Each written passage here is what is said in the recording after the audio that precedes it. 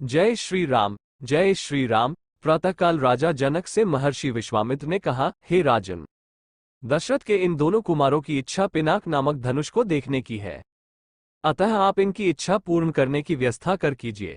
राजा जनक के कुछ कहने से पूर्व ही राम ने कहा, हे नरश्रेष्ठ, पहले आप हमें पिनाक का वृतांत सुनाइए। हमने सुना है कि पिनाक शंकर जी का प्रिय धनुष है। शिव जी के पास से यह आपके पास कैसे आया?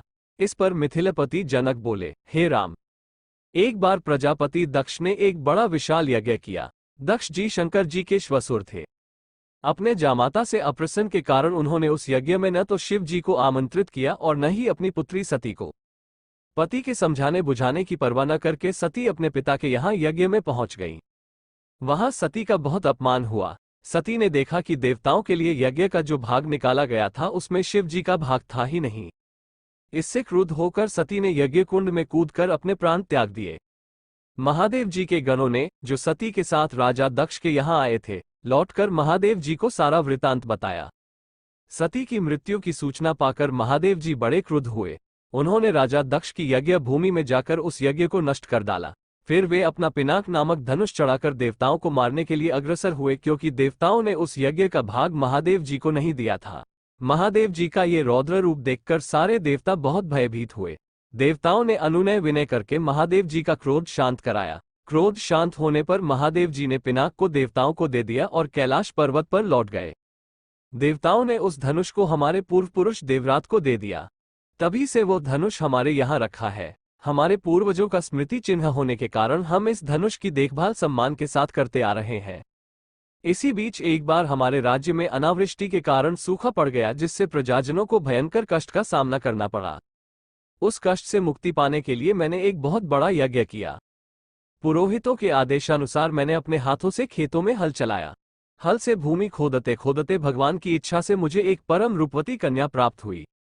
उसे मैं अपने राजमहल में ले आया और उसका नाम सीता रखकर अपनी पुत्री के समान उसका लालन पालन करने लगा। जब सीता किशोरावस्था को प्राप्त हुई तो दूर दूर तक उसके सौंदर्य एवं गुणों की ख्याति फैलने लगी।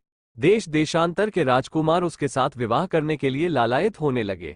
मैं अद्भुत पराक्रमी योद्धा के साथ ही सीता का विवाह करना चाहता था, अतः मैंने ये प्रतिज्ञा कर ली कि शिव जी के धनुष पिनाक पर प्रत्यंचा चढ़ा देने वाला वीर राजकुमार ही सीता का पति होगा। मेरी प्रतिज्ञा की सूचना पाकर सहस्त्रों राजकुमार और राजा महाराजा समय समय पर अपने बल की परीक्षा करने के लिए यहाँ आए, किंतु पिनाक पर प्रत्यंचा चढ़ाना तो दूर, वे उसे तिल भर खिसका भी न सके। जब वे अपने उद्देश्य में इस प्रकार निराश हो गए तो वे सब मिलकर मेरे राज्य में उत्पात मचाने लगे। मेरे प्रदेश को चारों ओर से घेर लिया और निरीह प्रजाजनों को लूटकर आतंक फैलाने लगे। मैं अपनी सेना को लेकर उनके साथ निरंतर युद्ध करता रहा। वे अनेक राजा थे, उनके पास सेना भी बहुत अधिक थी, इसलिए इस संघर्ष में मेरी बहुत सी सेना नष्ट हो गई। इस पर मैंने भगवान को सहारा मानकर उनकी तपस्या की। मेरी तपस्या से प्रसन्न होकर भगवान ने मुझे देवताओं की चतुरंगिनी सेना प्रदान की। उस सेना ने आत्ताए राजाओं के साथ भयंकर युद्ध किया और सभी उपद्रवी राजकुमारों को भगाया। उनके भाग जाने के बाद मैंने सोचा कि एक विशाल यज्ञ करके इस अवसर पर ही अपनी प्रतिज्ञा पूरी करूं और सीता का विवाह कर निश्चिंत हो जाऊं। इसीलिए मैंने इस महान यज्ञ का आयोजन किया है। अब जो कोई भी महादेव जी के इस धनुष की प्रत्यंचा चढ़ा देगा, उसी वीर पुरुष के साथ में अपनी अनुपम गुणवती पुत्री सीता का विवाह करके निश्चिंत हो जाऊंगा। जय श्री राम। जय श्री राम।